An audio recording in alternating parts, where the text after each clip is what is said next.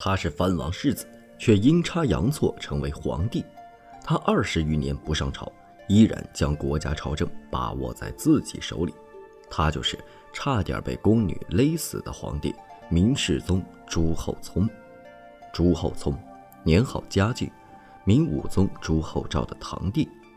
他这个皇帝可不是和成祖朱棣一样造反得来的，他可是正大光明当上的皇帝。这是怎么回事呢？其实是他的堂兄明武宗朱厚照没有子嗣，而且孝宗朱佑樘又只有朱厚照一个儿子，所以只能让同为宪宗朱见深的儿子新献王朱佑元之子。因为当时朱佑元已经去世了，就只能让作为新献王世子的朱厚熜来当皇帝了。在朱厚熜准备即位的时候，就出现过很多问题。礼部尚书毛成被大学士杨廷和的授意，将朱厚熜的继位礼仪定为皇太子的继位礼仪，朱厚熜就不愿意了。先皇遗诏是4皇帝位，一应事务居代4军至日处分，可不是和皇子继位一样，但最后还是以皇子的继位礼仪做的。因为当时朱厚熜年纪还小，还没当上皇帝，还是没有拗过杨廷和等一众大臣。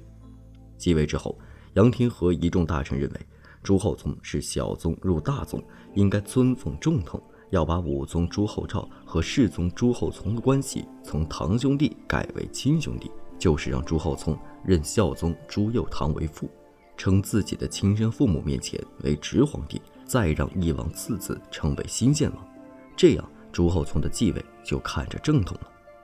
朱厚熜肯定是不愿意的，我都当皇帝了，你还想再左右我？之后，虽然文武百官60多人上书朱厚熜，并称朝臣中有异议者即为奸邪当斩，朱厚熜还是没愿意。在双方僵持之下，朱厚熜就想用钱财收买杨廷和和毛成，两人不为所动，坚持己见，而且还将朱厚熜追封自己父母帝号之后的旨意奉还。事件并未就此结束，在两方的僵持之下，在同年的7月初3，新科进士张聪选择支持明世宗。他认为朱厚熜继承的是皇位，不是皇嗣，还举以前朝代的例子，同时还支持朱厚熜为父母追加帝后之号，这就让朱厚熜看到就很开心。但张聪视为人情，朱厚熜只能先把他的母亲以太后的礼仪接到京城，让杨廷和等人妥协。在接回来朱厚熜生母的礼仪上遭到杨廷和等大臣反对后，朱厚熜痛哭流涕地说愿意辞去皇帝位置，和母亲返回安陆。杨廷和等人在无奈之下只能妥协，毕竟要是真的逼得朱厚熜回到安陆，那就违背武宗遗诏，那该死的就是杨廷和一众了。在这之后，还有更多的人加入到朱厚熜继统不祭祀的阵营当中。嘉靖3年正月，杨廷和上书辞官，朱厚熜就顺水推舟，让这个历经4朝的大臣回家了。杨廷和一走，祭祀阵营中没了领军人物，就开始狗急跳墙了。吏部尚书乔宇等200多人一同上书，反对朱厚熜继位不祭祀，引得朱厚熜不悦。后来这些上书的官员又自作聪明地戏耍朱厚熜，朱厚熜恼羞成怒，将这些上书的官员斥责罚俸，甚至罢黜。最后祭祀阵营的官员没办法，只能妥协，给朱厚熜的父母的号中加了个皇字。这件事情的结束，标志着明武宗时代的结束，朱厚熜彻底掌握大权。在朱厚熜彻底掌权之后，勤于工作，整顿朝纲，推行新政。他认识到太监摄政的危害性，就削弱太监的权力。首先就是宫内的司礼监，这本来没有什么大的权力，但到了明朝中后期，由于皇帝的原因，经常让司礼监主管代皇帝批红，就是由内阁大臣把建议写在一张纸上，再把纸贴在奏章上面，让皇帝在上面用红字做批示。如果皇帝懒政的话，批红这项工作就落到了司礼监的掌印太监手上。一般太监也不敢做违反皇帝意志的事儿，就怕出现巨烂无比的皇帝和不忠皇帝的太监，如武宗时刘瑾，熹宗时魏忠贤。正是因为出现了刘瑾这种心术不正的太监，才让朱厚熜有了整顿宦官的心思。同时，朱厚熜在选拔官员方面也是较为严格，不光看才能，还看人品如何。但无论什么出身，只要才干和品格都可以的话，各地官员都可以向朝廷推荐。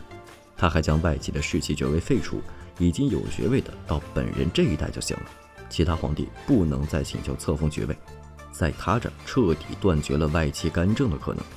在经济方面，严查贪赃枉法，将前朝的皇庄和勋贵的庄园废除，将土地还给农民。文化上还整肃科举，整顿学政。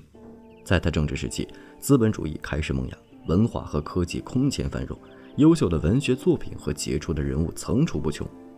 明史记，欲疾之初，力除一介必争，天下翁然称治。如果一切是欲疾之初这个样子的话，明朝或许还能多在几年。到了朱厚熜执政中期，国家安定的久了，朱厚熜就失去了进取的心，开始学文景之治。明朝的文景之治是无为而治，是以百姓之心为心，与万民休养生息。但朱厚熜在崇信道教后，开始大兴土木，修建各种各样的道观，心里只有他自己，全然不顾百姓死活。在嘉靖19年，有大臣向朱厚熜进言，说朱厚熜求仙炼丹的荒谬之处。朱厚熜直接将进言的大臣打死了。在又打死了几位进言的大臣后，就没有大臣敢说了。而得宠的道士则是加官进爵。那他这么专心的修仙，朝堂之上不得乱套了。其实他是白天的时候好好修仙，晚上就疯狂的批改奏章。这也是为什么他不上朝还把朝堂把握得死死的，而且没有朝臣敢造反的原因。后来的嘉靖21年10月，发生了宫女刺杀皇帝的事情。因为朱厚熜为了修道炼丹，大量召集13、14岁的宫女，采补他们的精血炼丹，让他的宫女经期时还不让他们吃饭，只能吃桑叶喝露水。加上嘉靖帝喜怒无常，经常鞭打宫女，宫女们再也忍不下去了，就准备在嘉靖皇帝睡觉的时候用凌布勒死他，但没成功，被后面进来的宫廷侍卫制服，最后全部凌迟处死。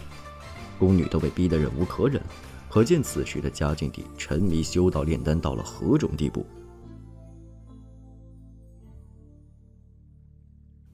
到了嘉靖晚期，明朝已经内忧外患，内部的严嵩、严世蕃父子干涉国政。